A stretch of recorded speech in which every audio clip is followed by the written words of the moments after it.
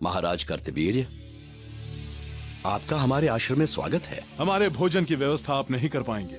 ये हमारी कामधेनु गौ माता है, सर्व कामना पूर्ति सिद्ध गौ माता।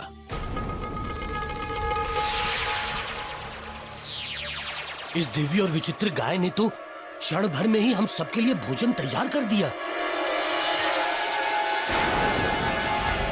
ये क्या कह रहे हैं महाराज? ऐसा नहीं हो सकता। सैनिकों, देख क्या रहे हो? आगे बढ़ो और उस गाय को लेकर यहाँ आओ।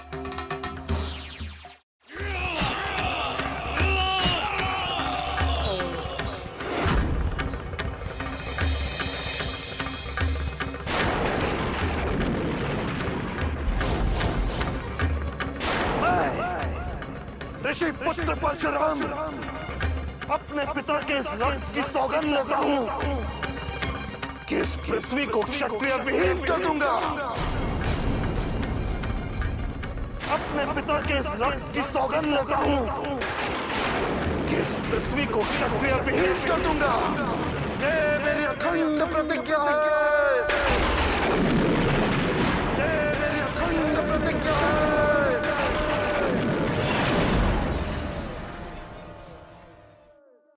उस दिन से परशुराम के मन में धधकती हुई प्रतिशोध की ज्वाला आज तक शांत नहीं हुई। उनकी प्रतिशोध की ज्वाला में सहस्रों क्षत्रिय परिवार होम हो चुके हैं। वर्षों से अपनी प्रतिज्ञा को निभाए चले जा रहे हैं। तो क्या परशुराम ने आज तक पिताजी की अस्थियां विसर्जित नहीं की? सुना है मारुति कि जब वो पहली बार क्षत्रियों का संहार करने निकले थे, तब संपूर्ण पृथ्वी पे कोई भी क्षत्रिय नहीं बचा था।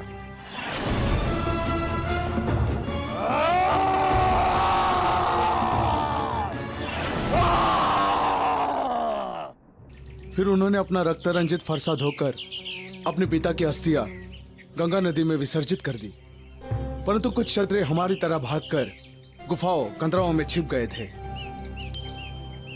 हाँ मारुति, जब परशुराम अपने क्रोध को शांत करने के लिए महेंद्र पर्वत पर तपस्या करने के लिए चले गए, तब प्रजाजनों ने अपने राज परिवारों को ढूंढकर उन्हें पुनः राजा बना दिया और इस तरह क्षत्रिय परिवारों का पुनः विकास हुआ।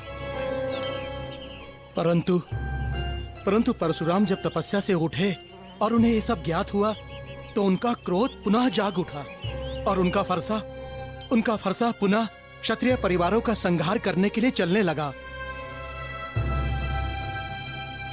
अब तक 20 बार वो क्षत्रियों का नाश कर चुके हैं और अब 21वीं बार वो पूरी धरती को क्षत्रिय विहीन करने निकले हैं। मारुति जी, जामवंत जी, हम नहीं जानते हमारा क्या होगा, हम जीवित रहेंगे या नहीं, परंतु आपने हमें और हमारे सगे संबंधियों को भोजन देकर अभी उन्हें बचा लिया। उसके लिए बहुत बहुत धन्यवाद।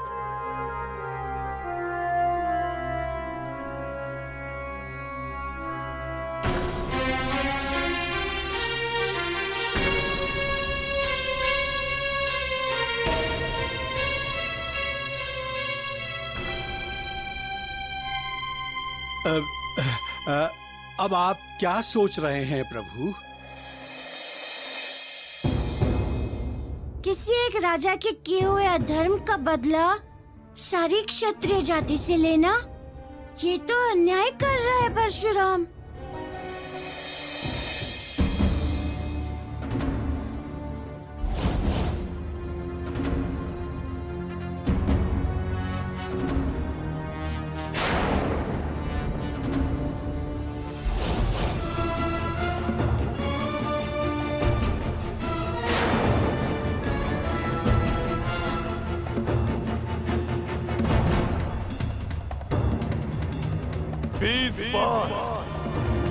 बीस बार इस धरती से क्षत्रियों को समाप्त कर चुके हैं हम,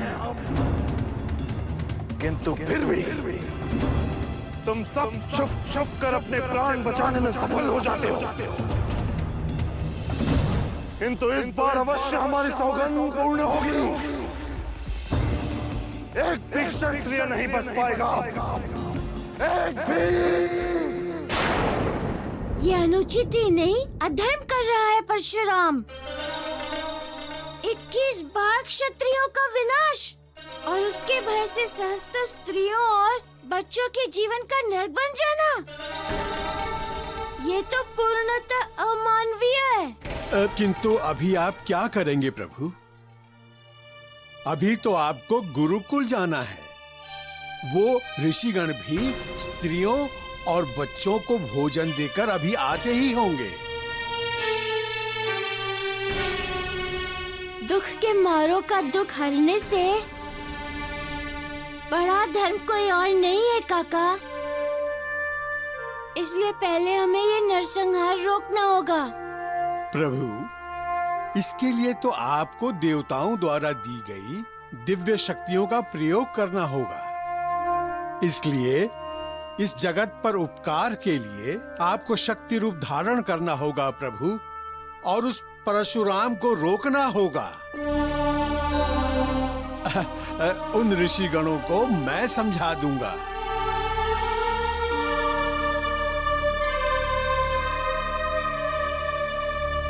जय श्री राम, जय जय श्री राम।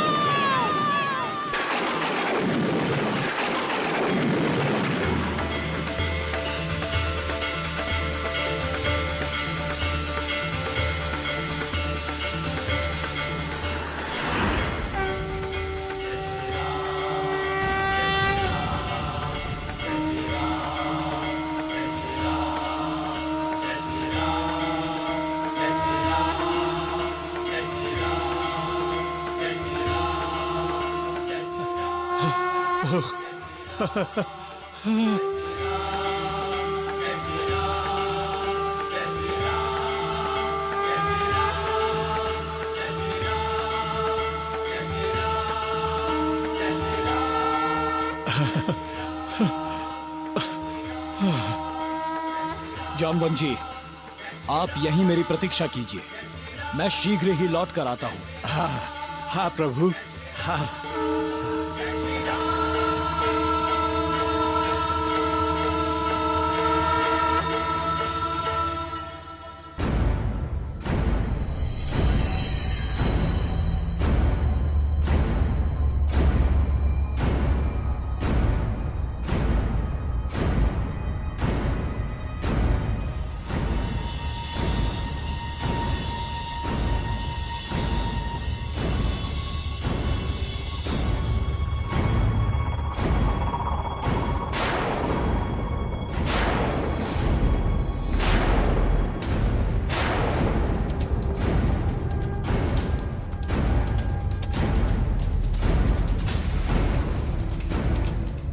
क्षत्रियों, तुम्हारे सर्वनाश का प्रण लिया है हमने।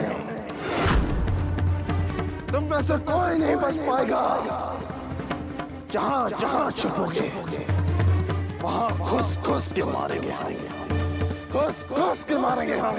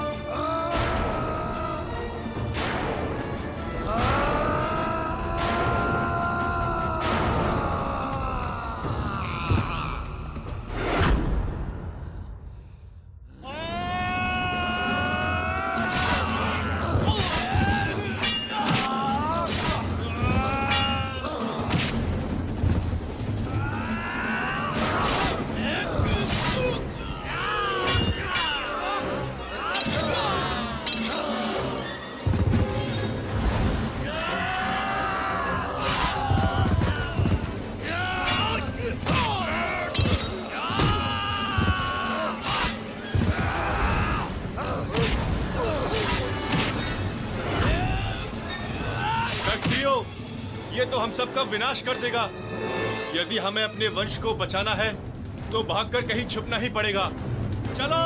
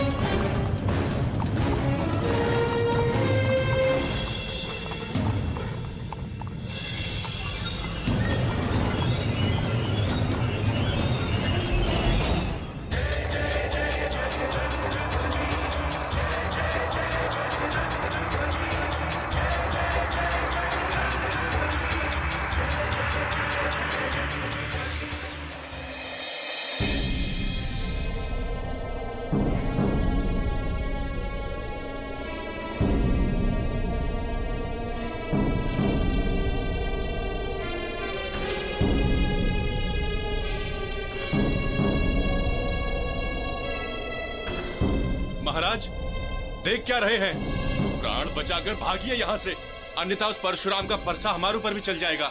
भागो!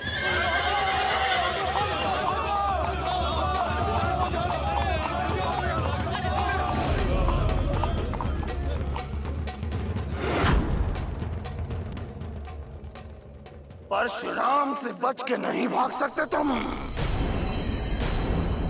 अच्छा किया जो इन सभी क्षत्रियों को तुमने यहाँ एक साथ इकट्ठा कर लिया।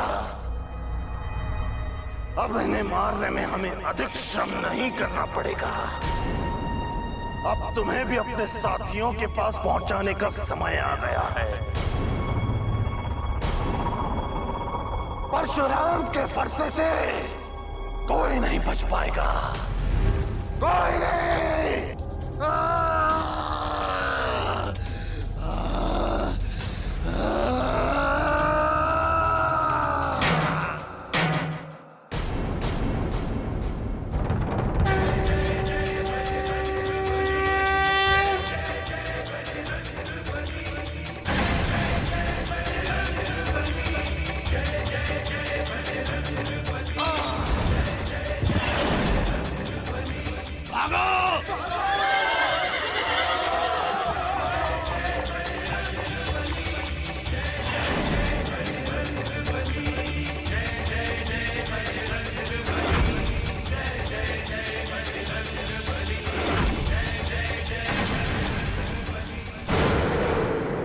इस संसार में ऐसा कोई नहीं जो परशुराम से टकराने का साहस कर सके। कौन हो तुम?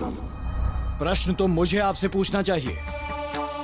आप जैसे वेद शास्त्रों के ज्ञाता ऋषि, युद्ध कला में निपुण योद्धा, जिसे शिवजी का तीर और धनुष प्राप्त है, जिसने वर्षों तपस्या करके शिवजी की अनुकंपा प्राप्त की है, वो परशुराम कौन है? महान ऋषि जमदग्नि का पुत्र, एक योद्धा या फिर एक अन्यायी, अधर्मी, आसुरी प्रवृत्ति वाला एक पागल मनुष्य? आनंद, लगता है तुमको अपने प्राणों से मोह नहीं, इसीलिए परशुराम से प्रश्न पूछने का साहस कर रहे हो तुम। हमारा वानरों से कोई बैर नहीं, इसलिए हमारे मार्ग से हट जाओ। आपका तो इन निर्दोष क्षत्रियों से भी कोई बैर नहीं है, फिर क्यों किया आपने इन निर्दोष लोगों की हत्या? ये हमारे पिताश्री की हत्या का प्रतिशोध है, और यदि तुम हमारे मार्ग से नहीं हटे तो तुम भी हमारे प्रतिशोध की भेंट चढ़ जाओगे। वानर, हट जाओ। ये प्रतिशोध नहीं, अधर्म है। किसी एक क्षत्रिय के कुकर्मों का बदला आप संपूर्ण क्षत्रिय समाज से ले रहे हैं। आपके इस अधर्म के कारण न जाने कितने निर्दोष लोगों की हत्या हो चुकी है। आपके इस अधर्म के कारण न जाने कितनी स्त्रियां विधवा हो गई हैं। अपने पिता की हत्या का बदला लेने के लिए आप ना जाने कितने बच्चों के पिताओं की हत्या कर चुके हैं। वानर, हट जा मेरे मार्ग से। जब तक संपूर्ण क्षत्रिय का अस्तित्व समाप्त नहीं हो जाता, हमारा यह फरसा चलता रहेगा। हट जा।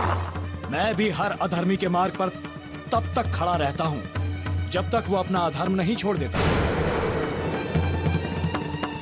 आपको भी अपनी प्रतिज्ञा तोड़नी होगी, तभी मैं आपको यहां से जाने दूंगा।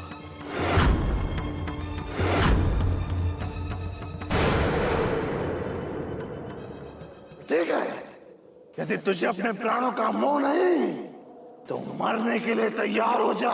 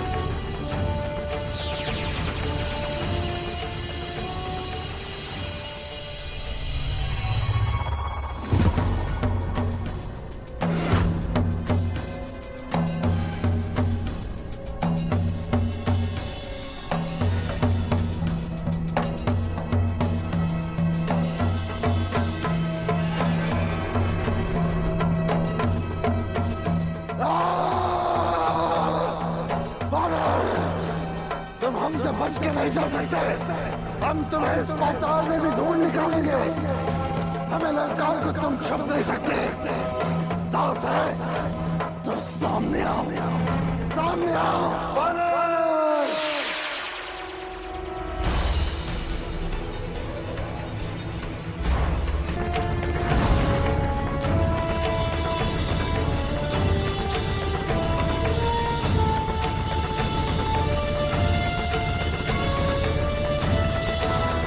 ना तो मुझे प्राणों का मोह है और ना ही मैं आपसे छिप रहा हूं। मैं तो केवल इतना चाहता हूं कि आप धर्म के मार्ग पर चलने लगे।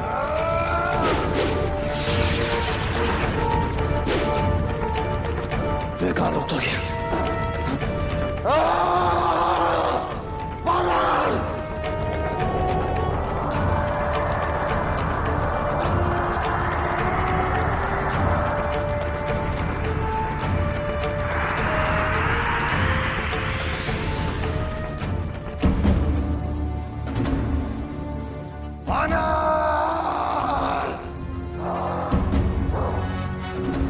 हमारे इस प्रहार से तो स्वयं इंद्र का वज्र भी कट सकता है, किंतु तुम्हारे देह पर एक खरोच नहीं। कहीं तुम्हारे अंग वज्र के तो नहीं बने हैं वानर, किंतु हम तुम्हें नहीं छोड़ेंगे। तुम्हारा अंतिम समय आ गया है।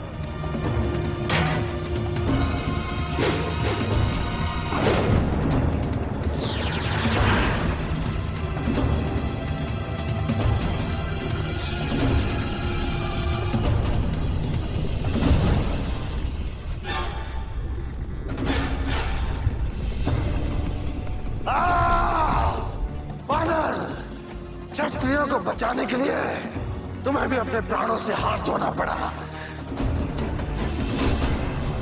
कहीं ऐसा तो नहीं कि हमारे प्रहार को एक बार फिर उसके वज्र जैसे अंगों ने सह लिया हो और वो बच गया हो?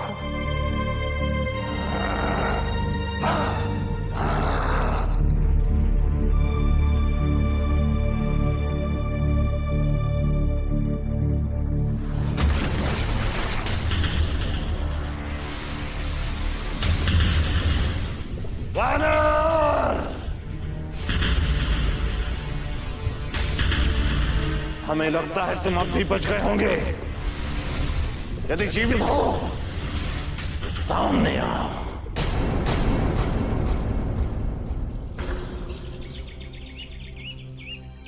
जामवन जी, मारुति कहाँ है?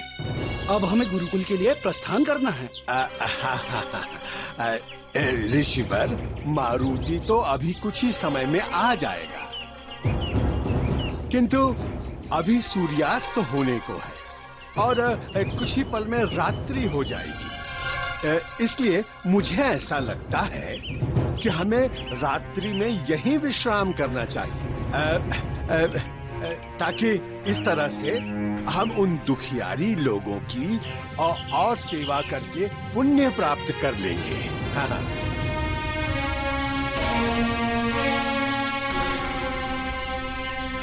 हाँ, जित कह रहे हैं। हमें आज रात ही विश्राम करना चाहिए। चलो चलो चलो आइए।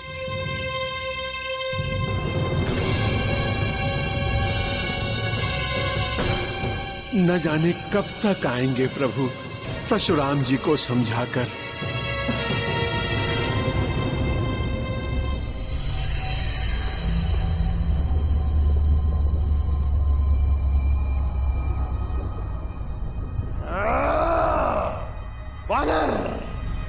जब तक हम तुम्हें वृद्ध अवस्था में नहीं देख लेंगे, हमें तुम्हारी मृत्यु पर विश्वास नहीं होगा।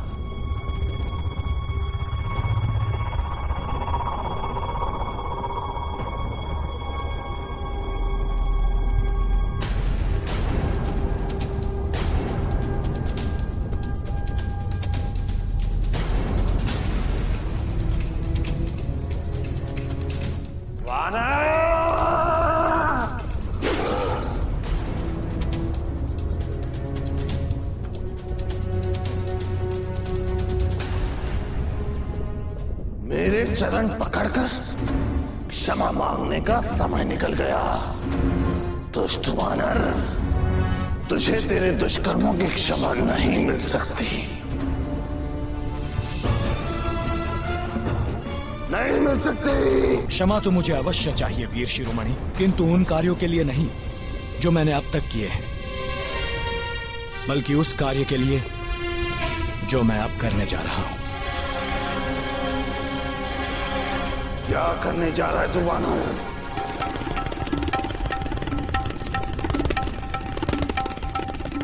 जय श्री राम, श्री राम, श्री राम।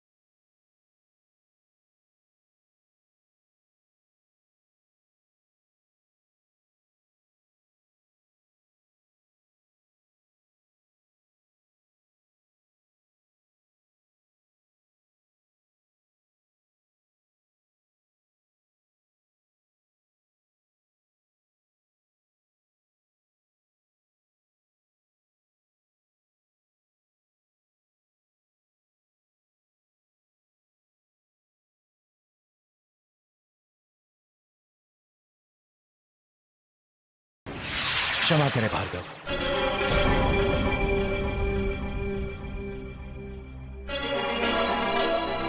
यदि आपका क्रोध शांत हो गया हो तो क्या हम पुनः पृथ्वीलोक पर चलें? ठहर जा दुष्ट वानर, तुझे अभी पाठ पढ़ाता हूं। लगता है अभी और कार्यों के लिए भी क्षमा मांगनी पड़ेगी आपसे। हे पिता श्री पवनदेव, आप महान हैं। आपकी शक्ति के आगे अन्य सभी की शक्ति तुच्छ है। कृपया अपनी ये शक्ति अपने इस पुत्र को प्रदान कीजिए, ताकि मैं परशुराम जी के कर्मों से पीड़ित मनुष्यों की पीड़ा को शांत कर सकूं।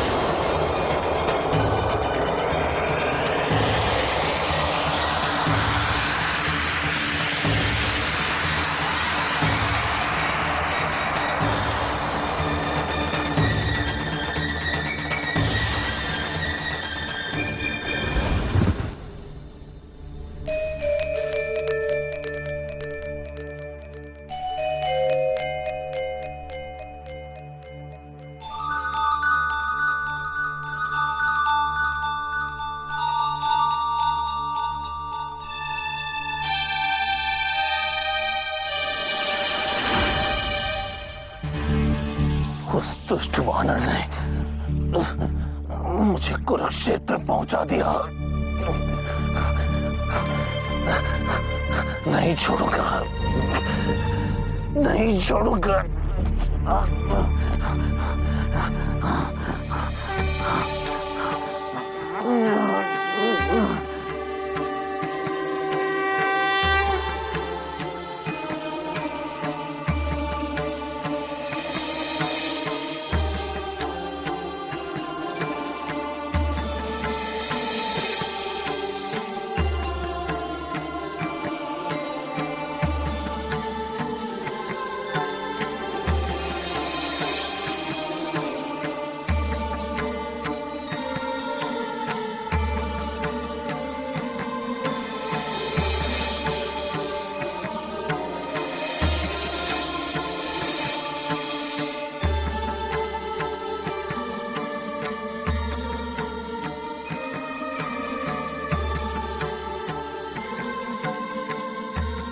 तुझे नहीं छोड़ूंगा वानर।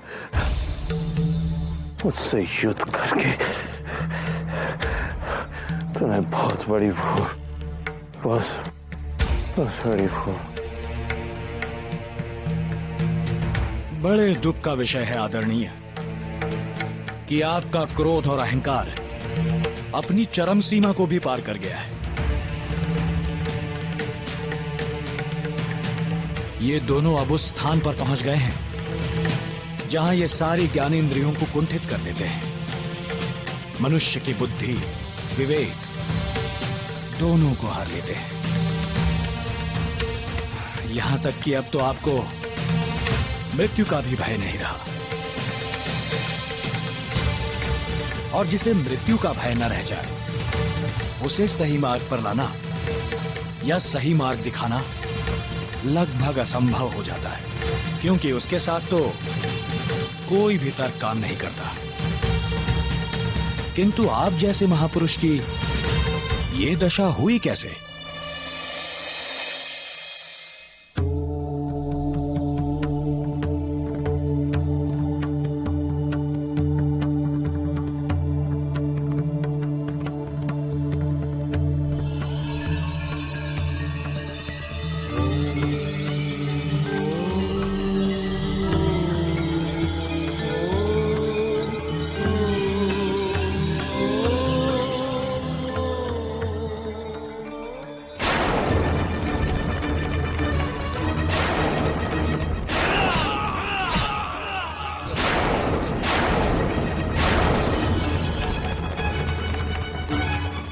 तो ये कारण है आपकी इस स्थिति का। आपके पिता की मृत्यु के दुखद घटना के पश्चात आज तक आपके अश्रु नहीं बहे, और वही दुख आपके अंदर क्रोध का रूप ले चुका है। आपके इस क्रोध को शांत करना पड़ेगा। आपके मन के उस दुख को बाहर निकालना होगा, और इसके लिए मुझे पितृलोक जाना होगा। तभी आपके अंदर की मर चुकी भावनाएं जीवित हो पाएंगी।